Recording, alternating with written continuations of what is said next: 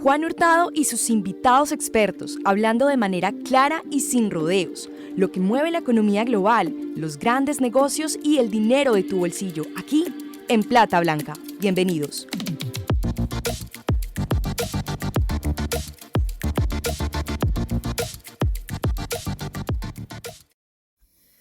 Coronavirus. Capítulo 1. ¿Por qué se cayeron las bolsas? Por Jairo Agudelo. Hola a todos, yo soy Juan Hurtado y este es el especial que hemos preparado para ustedes desde Plata Blanca sobre el coronavirus. Estos episodios fueron grabados desde la casa, en el celular y por medio del WhatsApp. Agradecemos a todos nuestros invitados por seguirnos la corriente. A todos ellos le hicimos la pregunta: ¿el mundo volverá a ser igual después del coronavirus? ¿En qué va a cambiar? Escucha lo que dijeron. Iniciamos. Nos acompaña vía WhatsApp Jairo Agudelo, gerente de investigaciones económicas en renta variable del Grupo Bancolombia. Jairo, bienvenido y muchas gracias por hablar en Plata Blanca.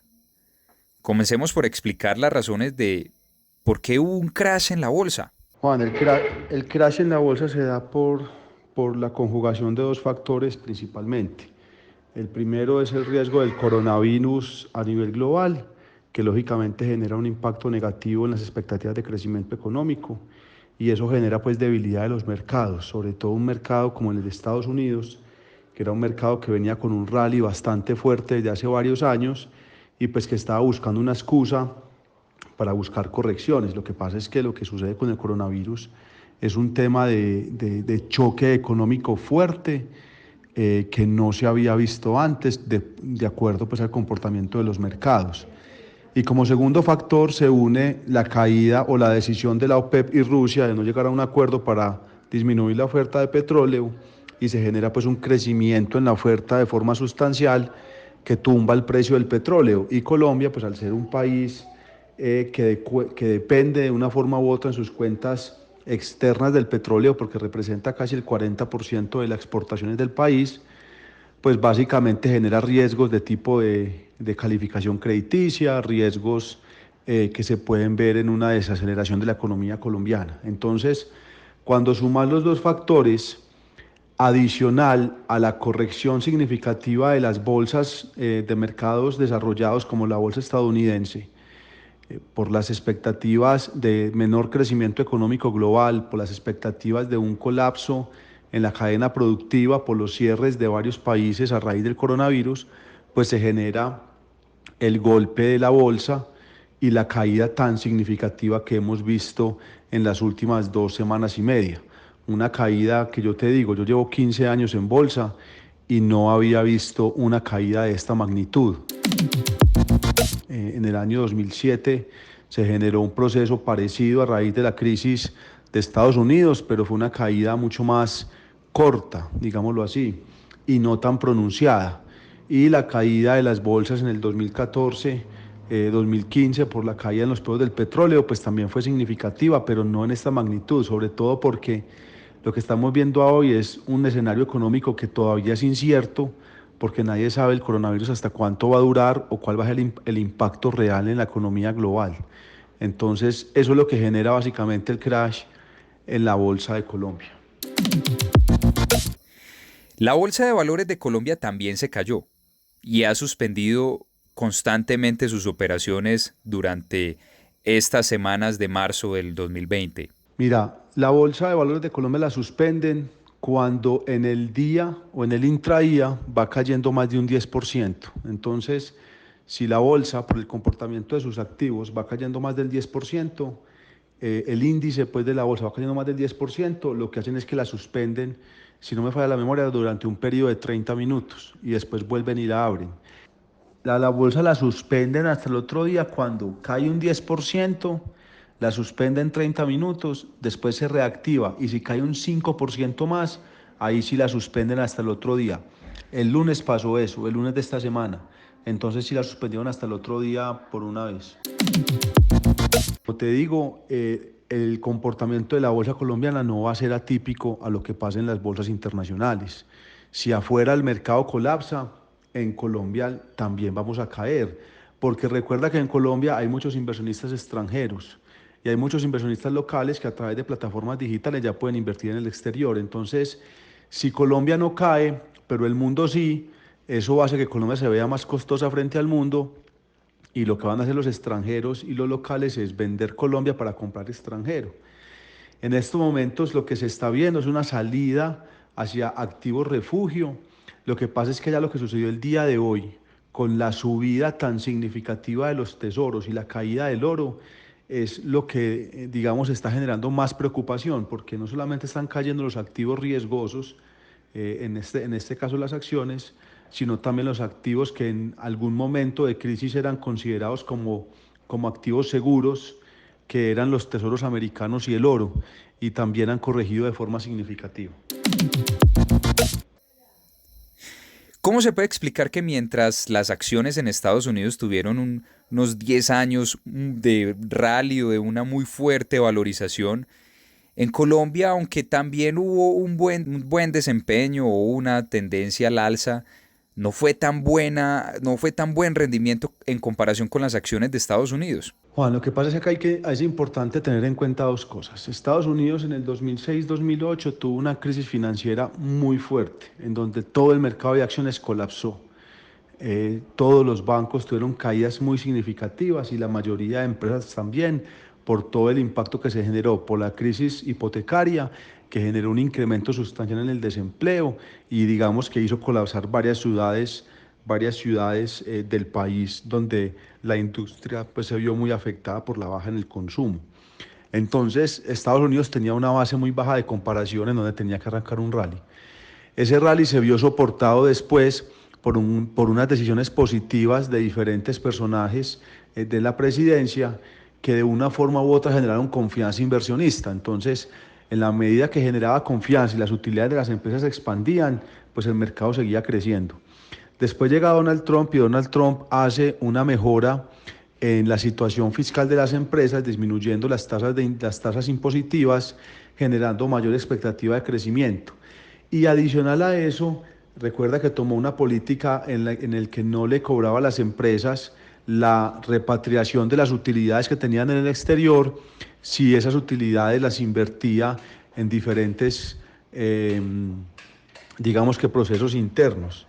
Entonces eso generó que Estados Unidos tuviera un muy buen desempeño y que tuviera pues un rally significativo. Tan significativo que ya muchos analistas hablaban de una posible burbuja accionaria que estaba buscando, digámoslo así, algún tipo de tema para que estallara y pues llegó el coronavirus y eso es lo que ha generado, digamos, la corrección tan significativa. Ahora, en el caso de Colombia, yo diría que el impacto ha sido diferente por tres razones. El primero es que también se dio un rally de acciones muy importante entre el 2008, 2009 hasta el 2012. El mercado tuvo un muy buen desempeño, pero recuerda que en el 2012 llegó la crisis de Interbolsa.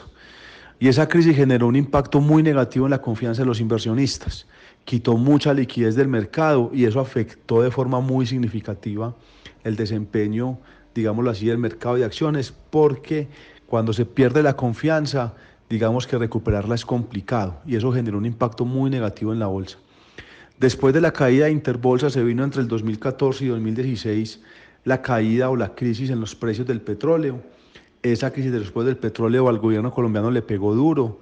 Digamos que todo ese déficit de cuenta o de la balanza comercial de Colombia por la alta exposición que tenemos a exportaciones de petróleo golpeó las finanzas del país y generó pues una serie de propuestas o de reformas tributarias que en su momento estuvieron encausadas en gravar más a la empresa y eso lógicamente va en contra de la expectativa de crecimiento en utilidades.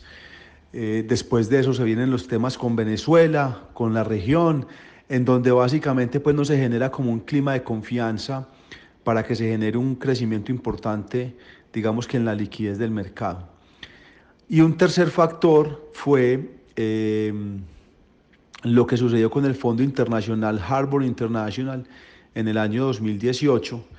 Recordar que más o menos en mayo del 2018, Harbor decidió cambiar de asesor financiero, se cambió de Northern Cross para Marathon y la decisión de Marathon fue llevarlo a invertir en Asia emergente. Entonces la decisión de Harbor fue liquidar todas sus posiciones en Colombia, en donde tenía cerca de 600 millones de dólares, un poco más de portafolio, muy focalizado en dos activos, Cementos Argos y Grupo Suramericana. Digamos que eso generó una caída muy fuerte de Cementos Argos, muy fuerte de Grupo Sura, y en bandada pues corrigió también Grupo Argos y Grupo Nutresa y otros activos que tienen un peso importante dentro del Colcap. Entonces esa caída de esos activos generó que el desempeño de la bolsa no fuera mejor. Si vos observás el desempeño de otros activos, por ejemplo, sector financiero había tenido un desempeño muy bueno hasta la corrección de las últimas 2 semanas. Entonces uno tiene que mirarlo como un poco más de detalle. En Estados Unidos también es muy importante que tengas en cuenta los programas de recompra de acciones que varias compañías hicieron por los excesos de liquidez que tenían. Entonces esas recompras también hacen que se genere como una presión compradora constante en el mercado o una demanda constante en el mercado y logran que el mercado de acciones continúe con una tendencia positiva. Yo te diría que por eso es que el mercado de Estados Unidos subió más que el colombiano. El colombiano, digamos que tuvo varios temas que permearon la confianza de los inversionistas. ¿Es atractivo invertir en estos momentos en la Bolsa de Valores de Colombia? Yo pensaría que sí es atractivo invertir en la bolsa en estos momentos, en acciones. A ver, cuando se ve en una crisis como la que estamos viendo, como el coronavirus, digamos que hay un impacto de corto plazo en el desempeño financiero de las compañías, y eso es una realidad. Cuando son compañías, digamos solamente hablando del coronavirus, ¿cierto? Porque en algún momento el coronavirus va a pasar y cuando pase, digamos que las cosas podrían retornar a la normalidad.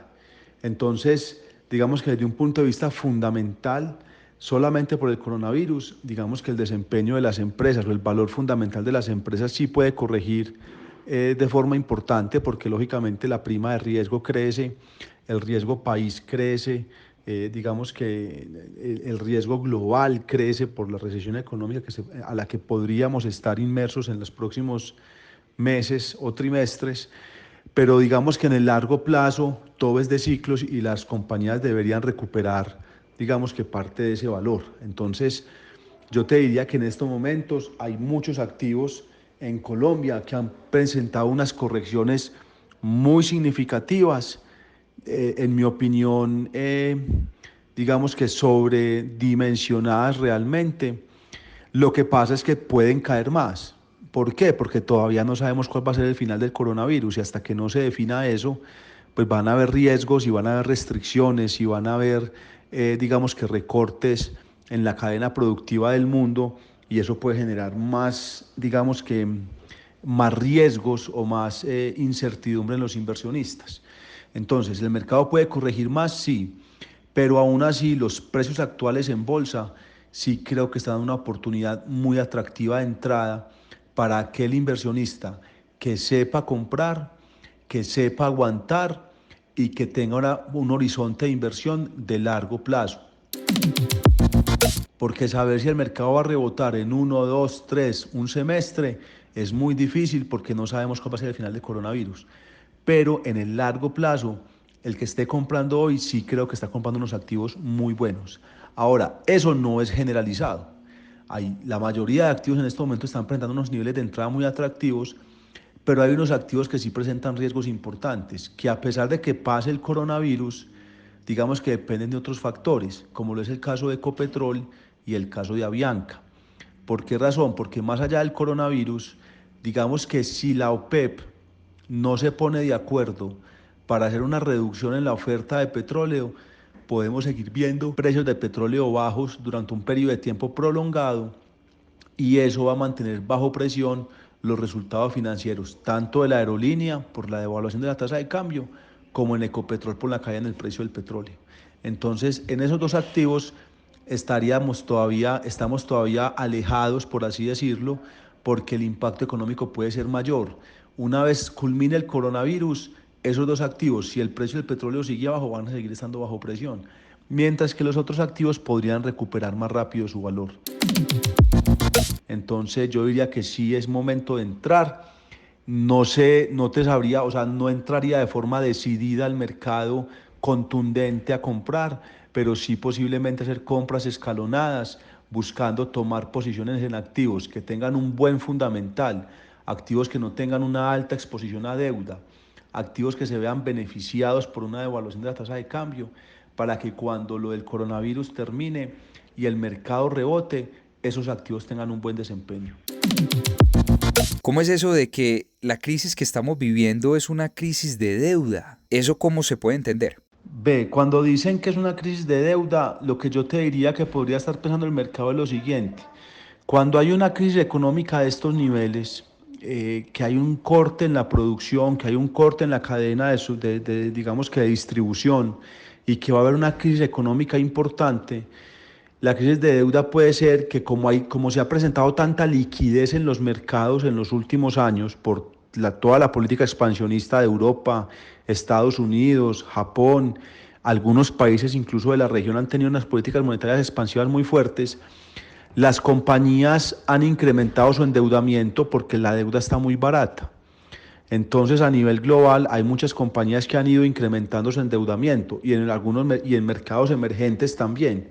Entonces, cuando esto sucede y se viene una crisis económica, pues esas compañías que tienen alta deuda son las que son las más sensibles o son las que preocupan más porque lógicamente tienes que seguir pagando la deuda, tienes un balance muy apalancado y pues vas a tener una contracción importante en tu nivel de producción y en tu generación de caja.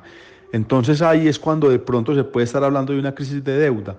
Y es que al principio del año, incluso desde finales del año pasado, varias entidades financieras como IIF, el Instituto Internacional de Finanzas, como el Banco Mundial y la IFC, habían sacado documentos diciendo que había que tener cuidado con el endeudamiento corporativo de algunos mercados emergentes porque se podría presentar problemas importantes en caso de algún tipo de desaceleración económica. Como te digo, porque el flujo de caja se afecta y la compañía aún así tiene que seguir pagando sus deudas, ¿cierto? Sin embargo, en Colombia, hombre, yo creo que esa no es la razón, porque uno mirando el endeudamiento de las compañías colombianas es un endeudamiento que es razonable. Hay algunas compañías que sí tienen apalancamientos altos, caso Avianca y caso Cementos Argos específicamente, pero la mayoría de compañías en los últimos años, yo diría que en los últimos 2 o 3 años han tenido un proceso de desapalancamiento significativo y hoy en día la deuda no es tan alta, lo que pasa es que el EBITDA también pues digamos que se ha contraído un poco en algunos sectores, pero yo no pensaría que en Colombia el endeudamiento de las empresas sea un endeudamiento desbordado, o sea, un endeudamiento que digamos que genere preocupaciones bajo la actual coyuntura. Hay un par de compañías, como te digo, que sí, pero la mayoría de empresas no. Y entre Avianca y Cementos Argos, pues uno diría que Cementos Argos tiene un plan de desinversiones que le podría dar flexibilidad financiera en caso de que se ejecute. En el caso de Avianca, yo creo que el tema es un poco más complicado realmente. ¿Qué va a cambiar después del coronavirus? ¿El mundo volverá a ser el mismo? Yo, hermano, esa pregunta está muy buena y muy complicada de responder. Eh, yo la verdad ahí no te sabría responder, porque yo creo que el coronavirus le está enseñando al mercado que las fronteras no existen, le está enseñando al mercado y al mundo y a los mercados financieros que todo absolutamente está interconectado y que lo que pasa en un país importante, en este caso China, impacta de forma global al mundo. Entonces, yo no te sabría decir si después del coronavirus se puedan venir algún tipo de restricciones, algún tipo de, no sé, como sucedió con la crisis financiera de Estados Unidos, que una vez pasó la crisis, las entidades empezaron a generar como políticas, digamos que de seguridad, les exigieron a los bancos tener más provisiones, entonces no te sabría decir, sobre todo porque en este caso me preocupa algo y es que ya la política monetaria expansiva de los mercados desarrollados está completa. O sea, ya las tasas de Estados Unidos, las tasas de Europa, las tasas de Japón están en niveles extremadamente bajos, entonces la política monetaria en estos momentos está demostrando que no está siendo efectiva en el control de las expectativas de los mercados. Mira que Banco de Inglaterra bajó las tasas, Estados Unidos bajó las tasas 2 veces de forma importante y los mercados siguen colapsados. Entonces, la política monetaria está demostrando que de pronto no está siendo efectiva. Posiblemente se viene un tema de gasto fiscal o de política fiscal importante que es gasto del gobierno. La pregunta es eso, ¿hasta dónde va a llegar? Entonces, es difícil. Yo la verdad no me atrevería a darte una respuesta completa, pero yo creería que después del coronavirus los mercados van a ser diferentes, creería yo. Y la conciencia de las personas también. ¿Cuáles acciones recomendarían ustedes comprar? En estos momentos, Juan, nosotros en Bancolombia, nuestros activos recomendados son 4. En este momento estamos recomendando Cementos Argos, Celsia, Grupo Nutresa y Canacol, porque son activos que vemos con una buena rentabilidad desde el punto de vista del dividendo, en el caso pues de Celsia y de Grupo Nutresa con los precios actuales. Estamos viendo activos defensivos, como es el caso de Celsia y de Nutresa, que cuando uno mira la caída han caído menos que el mercado. Canacol, que es una compañía que tiene unos muy buenos, digamos que tiene que presentar unos muy buenos resultados financieros para el año 2020. Y Cementos Argos, porque realmente creemos que el descuento que le está dando el mercado es un descuento excesivo. Eso es lo que estamos recomendando en estos momentos. Esa recomendación en este momento está bajo revisión y posiblemente la próxima semana se presente algún cambio. Entonces, con base en eso, yo que te diría en recomendaciones de inversión en acciones, yo buscaría activos que tengan una exposición positiva a tasa de cambio, activos que estén diversificados, activos que tengan exposición a mercados internacionales, que no tengan un alto endeudamiento como protección, lógicamente, a lo que está sucediendo de corto plazo por la cadena productiva, y activos que en estos momentos no dependan del precio del petróleo. Esas serían como las principales recomendaciones que yo daría a la hora de invertir. Pero realmente hoy en día la mayoría de activos del mercado colombiano está presentando unos niveles de entrada muy atractivos para un portafolio estructural con una visión de largo plazo, o sea, largo plazo es superior a un año. Yo creo que ahí es donde se van a poder encontrar unas buenas rentabilidades, aguantando las volatilidades que pueda traer el corto plazo, porque como te digo, el mercado podría corregir más. Entonces, aguantar las posibles caídas adicionales, pero entrando en unos niveles de precio muy atractivos en la actualidad. ¿Cómo invertir en acciones? ¿Qué es lo primero que uno debe tener en cuenta? Juan, para invertir en acciones yo te diría que lo primero es que se tiene que acercar a una firma comisionista de bolsa, que son las entidades autorizadas por la Superintendencia Financiera para hacer todo el tema de compra y venta de acciones. Y en las firmas comisionistas hay 2 formas de invertir en acciones. Una es comprando de forma directa algún activo que les guste. Lo que pasa es que la recomendación real va en que la persona común o la persona, digamos que el retail normal, que no tiene mucho conocimiento, la recomendación es más que compre un fondo que invierta en acciones. ¿Por qué razón? Porque el fondo que invierte en acciones es un fondo que tiene unas personas especialistas, unas personas expertas en el manejo del mercado de acciones que van a tomar las oportunidades de entrar y salir en el momento indicado y de hacer, digamos que cambios y hacer, digamos que diferencias en las posiciones de mercado de acuerdo a lo que vean más costoso y más barato. Cuando uno es una persona natural y de pronto no tiene mucho conocimiento del tema, hacer, digamos que esa selección de activos se vuelve más difícil y rotarla se vuelve aún más difícil. Entonces, de pronto para una persona natural que no tenga recursos, digamos que importantes, uno pensaría que lo más conveniente para comprar en el mercado de acciones, que personas le manejen los recursos, pero personas expertas, y que fuera de eso esté diversificado para evitar el riesgo, sería comprar un fondo de acciones que tiene, digamos que, políticas de inversión muy atractivas. A Julián les agradecemos mucho por su tiempo y por compartirnos su valioso conocimiento. Y a ustedes, mil gracias por estar ahí. Esperamos esto haya sido de su interés. Sigamos con otro episodio interesante de este especial sobre el coronavirus. Escucha este y muchos más episodios de este podcast en platablanca.com/podcast. www.platablanca.com. Recuerden seguirnos en todas las redes sociales como @platablanca. ¿Les gustó este podcast? Por favor compartan y recomiéndenos con sus familiares y amigos. Menciónanos en Instagram como @platablanca y sigamos esta conversación. Muchas gracias.